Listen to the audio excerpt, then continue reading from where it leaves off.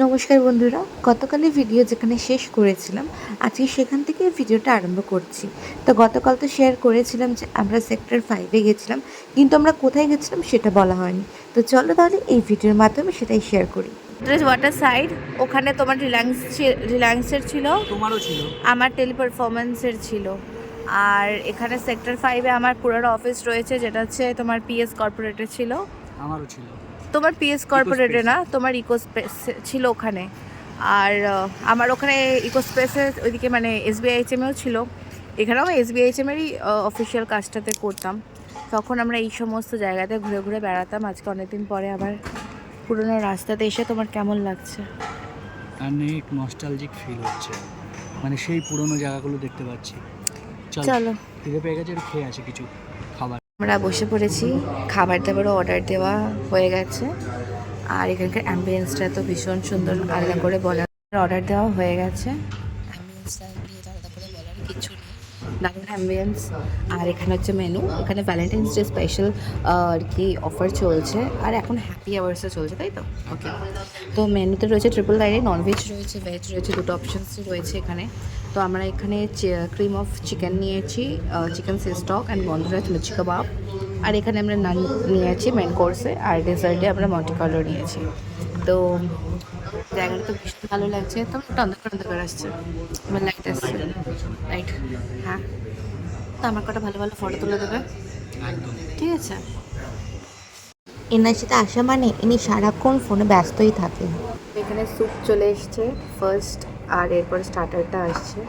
আর এখানে বেশ ভালোই লাগছে, বেশ ভালো এনজয় করছি। অনেকদিন পরে একটুখানি নিয়ে এসছে আমাকে আমার হাজব্যান্ড ঘুরতে। এমনিতে তো আমাকে কোথাও ঘুরতে নিয়ে যায় না, যায় ওই কাছাকাছি সব জায়গায় ঘুরতে নিয়ে যায়। বাট আজকে একটু দূরে নিয়ে এসছে, বাইকে করে অনেকটা দূরে এসেছি, তাই আমার মনটা বেশ ভালোই লাগছে। কেমন লাগছে স্যুপ? দারুণ দারুণ, জাস্ট প্রচণ্ড ডিলিশিয়াস, প্রচণ্ড, খুব ভালো লাগছে খেতে। আর একদম হট, টেস্টটা খুব সুন্দর। স্যুপটা কিন্তু সিরিয়াসলি প্রচণ্ড ডিলিশিয়াস ছিল। চিকেন সেস্তা অলরেডি চলে এসেছে, আর গন্ধরাজ মাচ্ছি কাবাবটা এখনও আসেনি। প্রেজেন্টেশনটা জাস্ট ওয়াও, অ্যান্ড টেস্ট করে বলছি কেমন খেতে। আমরা এসেছি সেক্টর 5-এর রেইজ দ্য বার্ড, বলাই হয়নি তোমাদের সেটা। তো এখানে খাবারগুলো জাস্ট প্রচণ্ড টেস্টি ছিল, প্রচণ্ড, জাস্ট মাউথ ওয়াটারিং বলতে পারো। আমার তো প্রত্যেকটা খাবার ভীষণ ভালো লেগেছে এখনও অবধি যে কটা ট্রাই করেছি। ইভেন এদের ডেকোরেশনটা, প্রত্যেকটা জিনিস, এই ফিশের আইটেমটাও জাস্ট অসাধারণ। আর নান কোর্স চলে এসছে, বাট পেট এত ভরে গেছে, আমি কি করব বুঝতে পারছি না। ডোন্ট হ্যাভ এনি আইডিয়া, পেট পুরো ভরে গেছে আমাদের। তো আমাদের খাওয়া দাওয়া হয়ে গেছে, আমি কথা বলতে পারছি না, কারণ কি এত খেয়ে নিয়েছি। মানে সিরিয়াসলি এই আনলিমিটেড ধরনের খাবার, বা যেখানে এরকম অনেক কিছু একসাথে তোমার starter, soup, main course, dessert থাকে, সেগুলো আমাদের জন্য নয়। এর আগেও যেটা প্রমাণ পেয়েছিলাম, আজকে একবার পেলাম। মানে কি করে, মানে মানুষ, জানি না, যারা খেতে পারে তাদের জন্যই ভালো, নাহলে আমাদের জন্য এটা একদমই ঠিক না। তো এখন কোথায় যাবো জানি না, বলছিল সুশান্ত যে ইকো পার্কের দিকে যাওয়ার কথা, বাট আমার মনে হচ্ছে আমি বাড়ি গিয়ে একটুখানি, কতক্ষণ আমি বাড়ি থেকে একটু ফ্রেশ হবো, আমার ভালো লাগছে না। ঘুরবো করি, বাট একটুখানি ঘোরা হয়ে গেলে মনে হয় এবার কখন বাড়ি যাবো। তুমি কিছু বলবে? আমাকে ও বলছিল যে ব্রাউনি উইথ হট চকলেট, যেটা সেটা খাওয়ার জন্য, বিকজ সেটা আমার সব থেকে ফেভারিট। এরকম লোককে খাওয়াতে নিয়ে এসে লাভ নেই, কিছু খায় না, একটু খেয়েই শরীর খারাপ হয়ে যায়। খাবার খেয়ে আবার পার্সেল নিয়ে নিয়েছে খাবারের ভাগ থেকে। আমি মানে আমরা তো ডাল মাখনিটা আমরা ধরিয়ে নিই, আর চিকেনটা জাস্ট আমরা একটুখানি তুলে নিয়েছি, তারপরে যে পার্সেল নিয়ে নিয়েছি। ইম্পসিবল খাওয়া, পেটে এখন আমার টেনশন বাইকের পেছনে ঘুমাতে ঘুমাতে বাড়ি যাবে। না, এটা একটা স্বভাব যে আমার খেয়ে দিয়ে উঠে এই দুপুরবেলা টাইমটা যেহেতু আমি ঘুমাই সারাক্ষণ ঠিক থাকি, এই হাওয়াটা লাগলে ইকো পার্কে নিয়ে গিয়ে ফেলে দেবো, ওখানে গিয়ে ঘুমাবে। আমার এটা না আমার অনেকবার হয়েছে, মানে বাইকে আমি অ্যাক্সিডেন্ট হতে হতে আমি বেঁচে গেছি, বহুবার হয়েছে এটা। মানে আমি ঘুমিয়ে না অটোমেটিক্যালি আমার চোখ যেন জুড়িয়ে আসি। মনে হচ্ছে লাস্ট টাইম এসে কোথায় গেছিলাম, কোথায় ও ঠাকুর দেখতে গেছিলাম দুর্গা পুজোয়, তখন এরকম হয়েছে, পেছনে ঘুমিয়ে পড়েছিলাম। বুলটি বলছে, হ্যাঁ, বুলটি তখন বলছিল এই ঘুমিয়ে পড়ছে। আরেকটা চলে এসছে। ওকে, কথা বলতে বলতে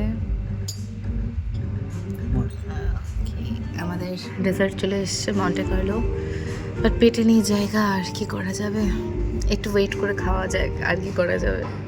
দেখতে এতই সুন্দর, এটার পেছনে যদি জায়গা থাকে তাহলে ব্রাউনি খাবো। সত্যি কথা বলতে মানে পেটে একটুও জায়গা ছিল না, অ্যান্ড ডেজার্টটা যতটা সুন্দর দেখতে অ্যান্ড টেস্টটাও ভীষণ সুন্দর ছিল। সুশান্ত আমাকে ব্রাউনি খাওয়ার জন্য বলেছে, but believe me I am done. খাওয়া দাওয়া হয়ে গেছে আর আমরা এখন এখান থেকে বেরোচ্ছি। আমরা দেখি ইকো পার্কে যাওয়ার ইচ্ছা আছে, বাট দেখা যাক কোথায় যাই না যাই। সাথে থাকো অ্যান্ড ভিডিওটা কন্টিনিউ করো। খেয়ে দেওয়া অবস্থা পুরো খারাপ হয়ে গেছে। আমার তো বলছে বাড়িতে গিয়ে কতক্ষণ আমি ঘুমাবো, বাট এতদূর যখন এসেছি একটুখানি ঘুরে টুরে তারপরে যাই।